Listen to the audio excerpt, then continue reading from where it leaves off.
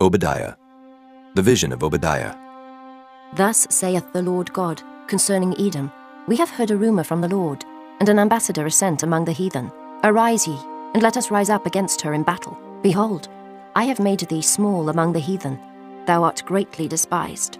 The pride of thine heart hath deceived thee. Thou that dwellest in the clefts of the rock, whose habitation is high, that saith in his heart, Who shall bring me down to the ground? Though thou exalt thyself as the eagle, and though thou set thy nest among the stars, thence will I bring thee down, saith the Lord. If thieves came to thee, if robbers by night, how art thou cut off? Would they not have stolen till they had enough? If the grape-gatherers came to thee, would they not leave some grapes? How are the things of Esau searched out? How are his hidden things sought up? All the men of thy confederacy have brought thee even to the border.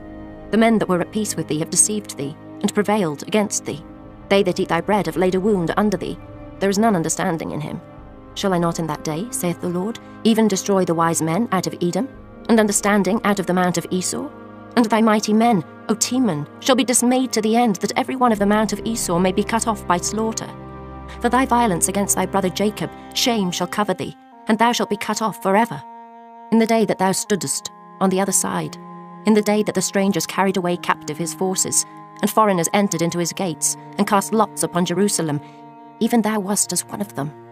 But thou shouldest not have looked on the day of thy brother, in the day that he became a stranger, neither shouldest thou have rejoiced over the children of Judah in the day of their destruction, neither shouldest thou have spoken proudly in the day of distress. Thou shouldest not have entered into the gate of my people in the day of their calamity. Yea, thou shouldest not have looked on their affliction in the day of their calamity, nor have laid hands on their substance in the day of their calamity. Neither shouldest thou have stood in the crossway to cut off those of his that did escape. Neither shouldest thou have delivered up those of his that did remain in the day of distress. For the day of the Lord is near upon all the heathen. As thou hadst done, it shall be done unto thee. Thy reward shall return upon thine own head. For as ye have drunk upon my holy mountain, so shall all the heathen drink continually. Yea, they shall drink, and they shall swallow down, and they shall be as though they had not been.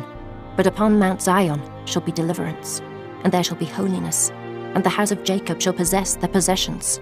And the house of Jacob shall be a fire, and the house of Joseph a flame, and the house of Esau for stubble, and they shall kindle in them, and devour them. And there shall not be any remaining of the house of Esau, for the Lord hath spoken it. And they of the south shall possess the mount of Esau, and they of the plain the Philistines. And they shall possess the fields of Ephraim, and the fields of Samaria. And Benjamin shall possess Gilead, and the captivity of this host of the children of Israel shall possess that of the Canaanites, even unto Zarephath. And the captivity of Jerusalem, which is in Sepharad, shall possess the cities of the south.